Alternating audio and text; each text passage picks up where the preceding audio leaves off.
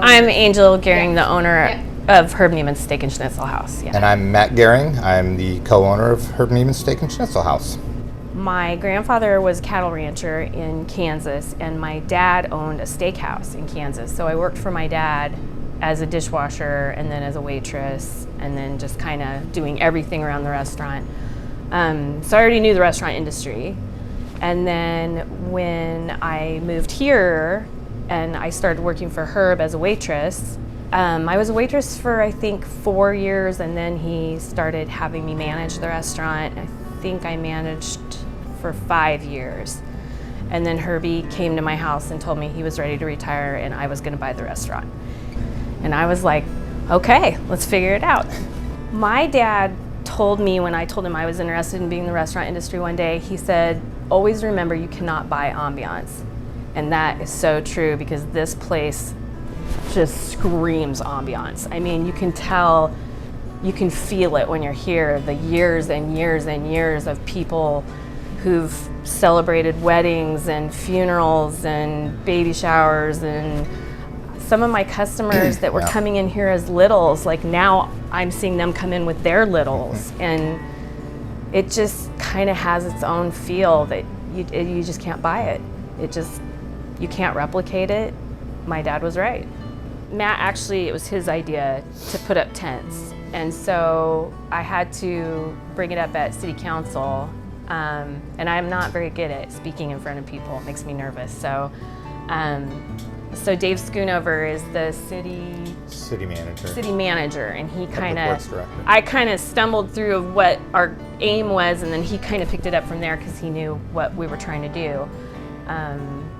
And so they had to have, like the information on the heaters and the information on the tent and all those things, and where are we going to get the ecology blocks. And we know a really good friend of ours is a contractor, Andy Meyer, and he has ecology blocks, so he moved them here with his, what is that thing called? Excavator. Yep. And then we had originally bought 3 tents on Amazon. That was a big mistake. So several of our employees, and Andy and Forrest, who's our maintenance guy, and a couple other friends, they were all here all day setting up these 3 huge tents. Yep. And that night the windstorm took them out. Like that One night. $6,000, bye-bye.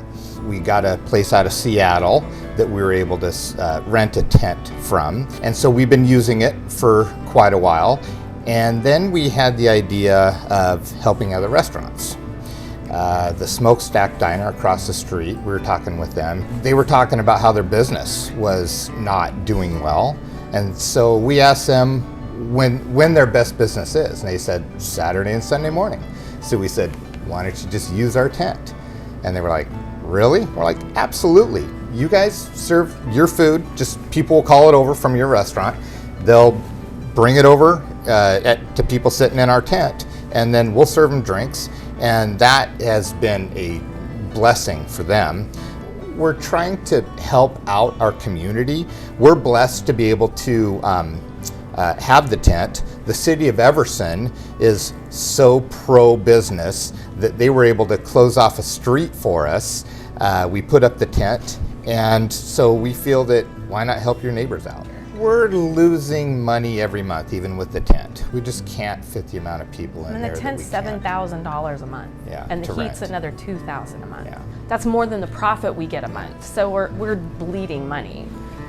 But as far as staying open, we have to stay open. We don't have a choice. It's like Angel said, we have 17 people that count on us for their car payments, their house payments, their heat payments. They don't have a choice. They can't live off of unemployment. So we have to figure it out. We have to be sustainable. My biggest frustration right now is that I got an email yesterday from the state letting me know that my liquor license is due by the end of February in full. And they apologize because they know how hard these times are right now for the hospitality industry as a whole, but that it will be due in full, and that there will be late fees attached if you don't pay it. And we're not even able to utilize, I mean, most restaurants can't even utilize their liquor license half of this last year, but you still have to pay for the whole thing. That just infuriates me.